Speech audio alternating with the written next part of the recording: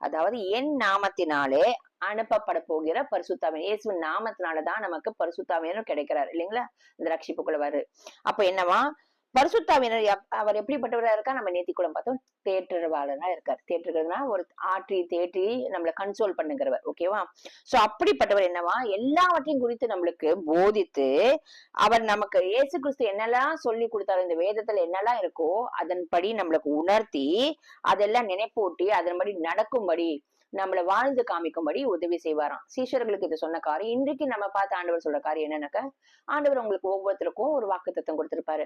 ஒரு பிரச்சனை போராட்டத்துல இது செய்யாத, இது செய், இப்படி நட, இப்படி நடக்காதேன்னு சில கவனத்தை ஏற்படுத்தியிருப்பார். அதெல்லாம் நம்ம மறந்து போயிருப்போம். ஆனா இந்த பரிசுத்த ஆவியானவர் என்ன பண்ணுவார்னா, நம்மள கன்சோல் பண்றது மாத்திரம் இல்ல, ஆற்றி தேற்றுறது மாத்திரம் இல்ல, இயேசு கிறிஸ்து நமக்காக சொன்ன காரியங்களை, இயேசு கிறிஸ்து நமக்காக பட்ட பாடுகளை, அவர் வார்த்தைகளை, அவரோட கமாண்ட்மெண்ட்ஸ அதெல்லாம் கேட்டு கீழ்ப்படிஞ்சு நடக்கும்படி நமக்கு நினைப்பூட்டுவாராம்.